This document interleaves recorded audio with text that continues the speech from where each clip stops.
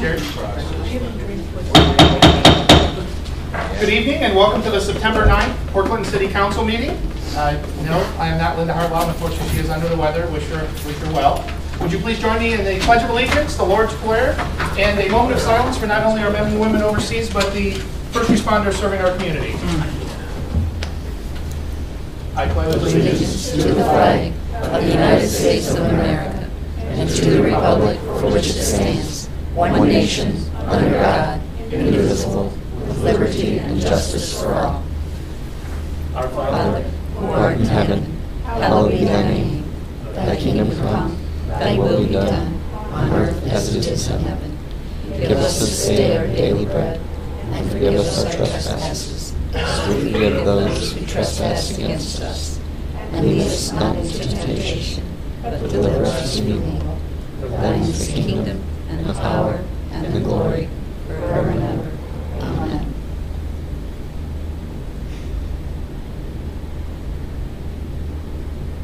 thank you.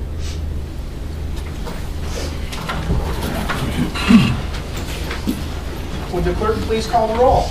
Mike Snyder, Present. Lisa Sardi, Excused. Gabe Vila, Present. Jerry Trolley, Present. Dakota Freitas, Present. Margaret Phillips, present. Thank you. We have no minutes to approve at this time. The chair notes that notification of certification has been received regarding compliance with all the rules and notification of this meeting. There are no guest presentations this evening. At your leisure, clerk. Public comment. Jane Stores of 111 Alma Street. Hi guys, good evening.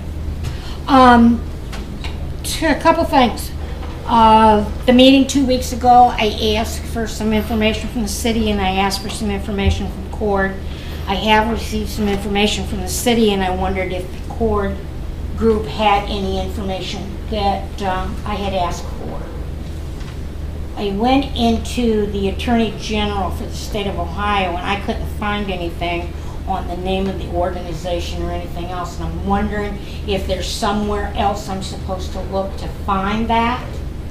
And so that if you didn't have the information for me tonight that I had asked for, I wanted to be able to go on the computer, go into the Attorney General's and find out where it was, so I would need a website or something so I could do that.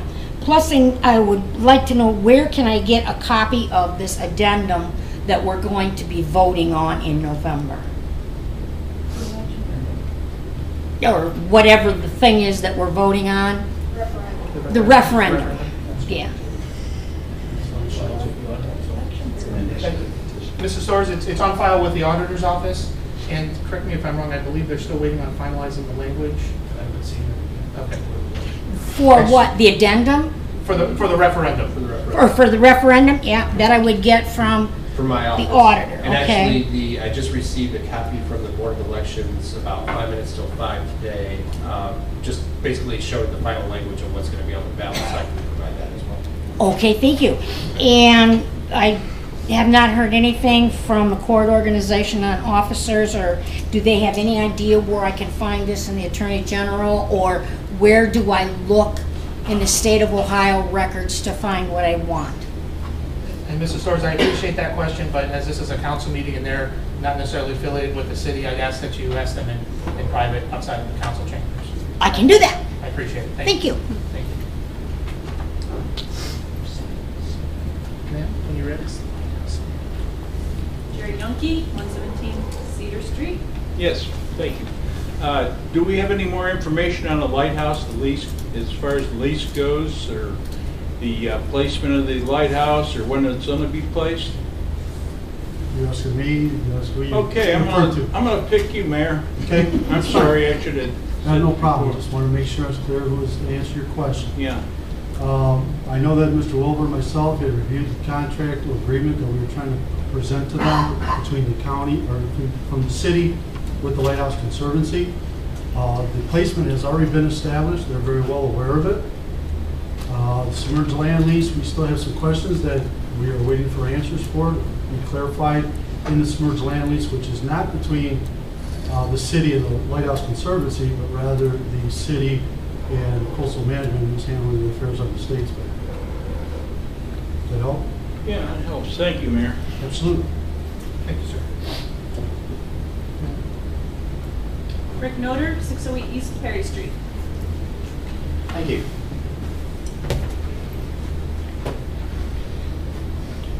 Documents received by Cord under the Ohio Sunshine Law confirm that Port Clinton event applications and park reservation forms are not leases.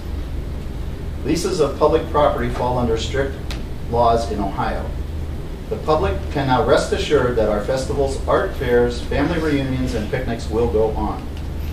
The Park Protection Initiative, Issue 6, will have no effect on the citizens' use of parks, and passage guarantees that voter approval will be required by law before the city can sell or lease taxpayer-owned parks to private developers. Cord hopes that Mayor Leone's recent statements being reported by the press and repeated on social media sites are not an effort to confuse voters or an attempt to block the citizen ballot initiative. This appears to be a misinformation campaign by the opposition, resulting in the manufactured appearance of community and confusion. We have encountered hundreds of voters who are eager to have a voice and a vote on the sale or lease of our parks. The public retraction by the mayor would be in order, along with his assurance that passage of the ordinance would not affect citizens' use of the parks. We all strive for the betterment of our community. Though we may have varying visions, we all hold dear a community that brings something better within reach of our children, our grandchildren, and ourselves. Thank you. Thank you, sir. Ma'am, is there anyone else? Nope. Thank you very much for your comments. We will now go to the mayor's report. Thank you, Mr. Pro Tem. Just want to let you know, I do sit on the committee. I'm a committee member for the Ohio Public Works County Subcommittee. And as you know, at the last council meeting, you voted to move forward on a couple different ordinances. One for 6th Street, credit enhancement, the water line, and you also moved forward on an ordinance to move forward with a reconstruction of Fulton Street. So those are part of the 11, so it's 2 out of the 11. So I just want to let you know that the committee is me. We will review that. The members consist of a lot of different people from throughout Ottawa County. We will actually be meeting on Wednesday the 24th at the courthouse to review those applications after we have each individually graded those. I also wanted to bring your attention to the Ohio Department of Transportation. I don't know if you're familiar with the name Todd Audette, but he is the District Deputy Director of the Bowling Green office. He was very instrumental in helping us move forward with receiving a $2.3 million grant for the reconstruction of Madison Street. Just shows how he likes to work with our community. He has invited us to in the initial stages of developing on our statewide transportation improvement program for 2016 through 2019. So members of the administration will be attending that. Along with that, we have, I just want to make sure council's aware, the Beacon, our local or the county newspaper, has presented a best of the best. And it just so happens the city of Port Clinton will be receiving either 1st, 2nd, or 3rd Street in a couple different categories. That will be taking place at Monami Thursday, September 18th, at 5:30 to 8 p.m. I encourage the council members, since you have been a big part of this, to attend. And please give me that information before we leave today so that I can make sure I can reserve the table. And finally, one last concern of mine is that we've had several complaints in the front office of City Hall concerning the water department and the actions of certain people. So much so that I spent time with the police chief, Rob Hickman, in reviewing some of the video of some of the actions of some of the people in our community. And I just want to say that it's rather disturbing the way that some people act. Whether you agree with what the city's doing or not, we still have rules and regulations to follow, and we will follow them to our best ability. Chief Hickman, if you wouldn't mind, we'd like to return this. This has changed from a transaction for Ann Boyer, which was brought to us by James Weaver. See, you're back there, Mr. Weaver, and I will let you know I do not appreciate your comments nor your gestures to the cameras or your way of representing yourself inside City Hall or its property.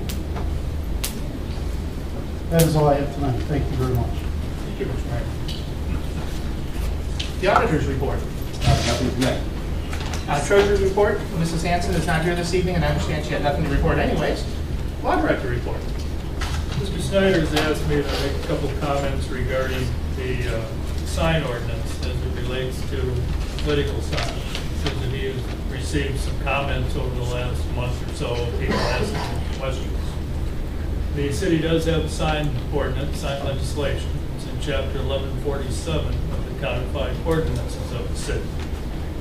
Particularly as to temporary signs, which are categorized as political signs also, there are some basic regulations. Such signs are allowed in any zoning district of the city. There is a maximum size that's listed for those signs. There's no time limit as to when they can be erected or how, or what part of the year they can be erected.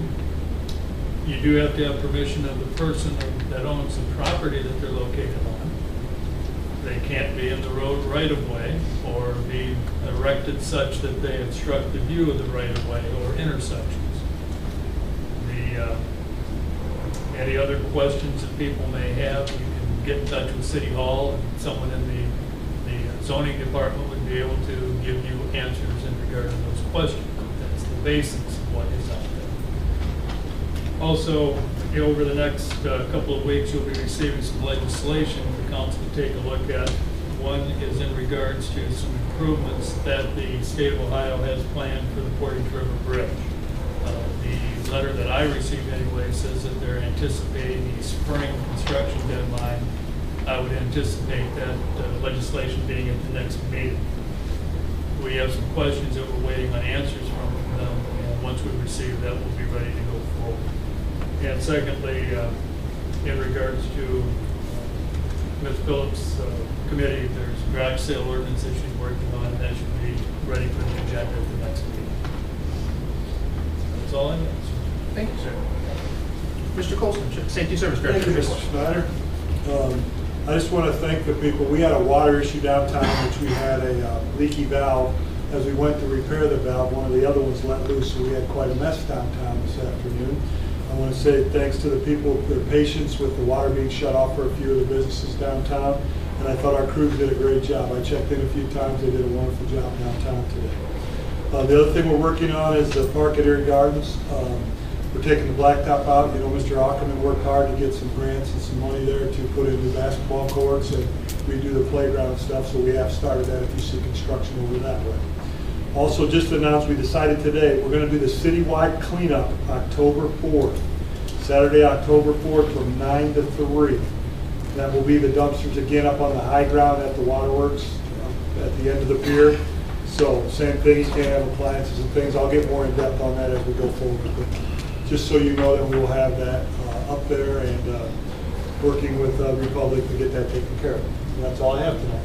Thank you, sir. Chief Hickman, Police Chief's report. Nothing tonight, Mr. President. Thank you. Thank you. Fire Chief, Chief Johnson. Nothing tonight, sir. Thank you. Moving on to correspondence. We have none. We'll leave that for when Linda returns.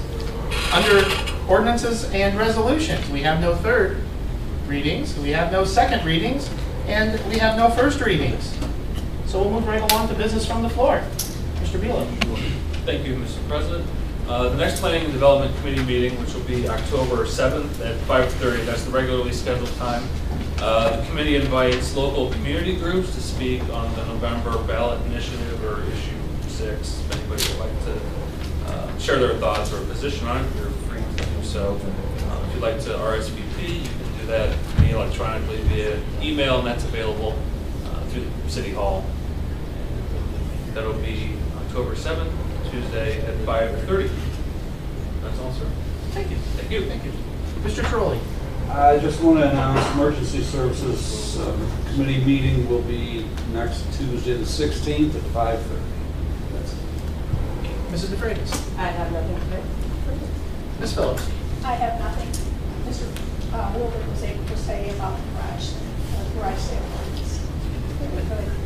Thank you. I have a few quick announcements. The Finance Committee will meet at 6:30 next week. I anticipate it will be the first look at the 2015 budget, so we encourage everyone to attend. It should be a good time. Mr. Ackerman was on the committee. Mrs. Sardi has agreed to step into that spot. I anticipate it will be a long meeting, so I'll be in communication with the committee members about pizza orders. And my last thing this evening is I would like to wish my grandmother next Tuesday a happy 91st birthday. Seeing nothing else from this body, Ms. Phillips? I would like to make a motion that this August body adjourn. Do I have a second? Thank you, Mr. Trolley. All in favor? Aye. We stand adjourned.